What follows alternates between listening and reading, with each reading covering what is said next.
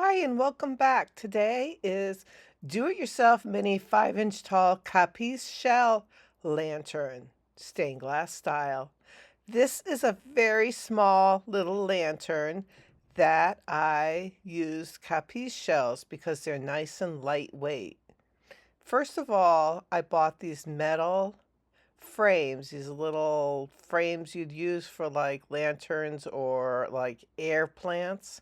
And because the metal did not accept solder, I wrapped the metal with copper foil. Now, I use my black backed copper foil that I use for lots of projects, and that's because I have that, and it has a really good stickiness to it, so it really adheres nicely to the metal.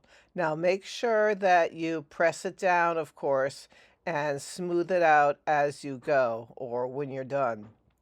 Now, these are my Capiz shells. They come in various colors, and they're usually a little less than 2 inches in diameter is the normal large size you can get. Now, I placed it over my area that I wanted to fill with the shell, and then outlined my shape and cut it out with a normal pair of scissors. And they cut pretty easily. And because these shells are painted on the outside, they do chip a little bit, but you will um, cover that little bit of fuzziness and chipping when you foil it. Now, I used a full width of a 7/32 inch foil to foil it. So you foil it just like you would for normal stained glass, and I just try to even it out and do it completely in half so that it's a nice even look. And this one's obviously a little bit long, so I recut it so it was the right size and then refoiled that one edge. Now, this one I did a little bit different when I did this little lantern, in that I actually assembled it before I went and started soldering. And this was because they're so little, it's really kind of hard to hold the pieces correctly as you're working. And this was just an easy way to have it all together and know it was fitting properly before I started soldering. So this is my little, and I decided to use just blues and purples for this one. So this is what it ended up looking like when I was done cutting the capiz. So I'm doing a little blue one right now. And any nice sturdy scissors work fine for this, as I said earlier. You don't have to have special like tin snipping scissors or anything like that. As you can see, the foiling is pretty basic. And when I was done with one piece of the shell, I did smooth it down before I started putting it in place.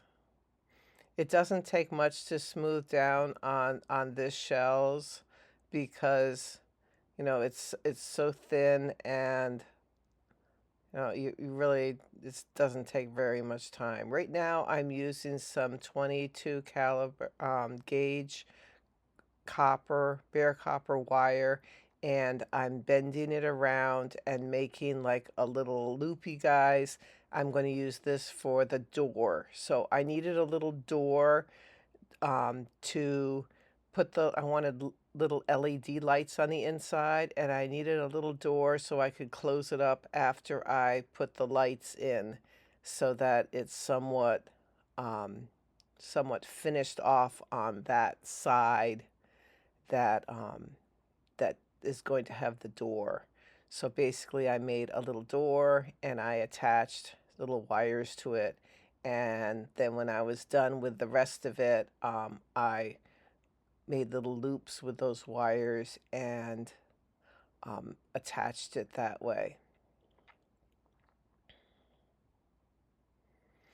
After I was done putting the whole thing together, I then soldered all of the foil. And any gaps that I had, I just filled those with solder. Now, the soldering didn't end up being, terribly smooth or anything, but it worked for this project, as you will see when I'm finished with it. Now you don't want to heat up the solder too much because the foil will start losing its stickiness and it will no longer adhere to the shells themselves. And then you'll have little gaps where the stickiness stopped sticking. So right now I'm like filling a gap. And then when I was done soldering the whole thing, I cleaned off the little drools and smoothed out as much as I could any area that had globs of solder. And then I washed it thoroughly, of course, like you would do with any solder project that you work with. Now I decided that I wasn't going to patina this. I decided to try something a little bit different. So after I was done soldering it all together and cleaning it, I ended up using black acrylic paint. And this is probably, something you don't do usually with stained glass, but I thought this would be kind of fun. And I painted over all the solder joints. This took a while, and I tried to keep it really, really nicely painted right along the edges, and did the edge of the foil and the top, obviously. The reason I decided to try this was I wanted to try to have an antique-y kind of burnished look when I was done. As you will see, I'm going to add colors, but first of all I started with the black acrylic. I used acrylic because it sticks well and it's a little bit shiny. I wanted that shininess of the finished look.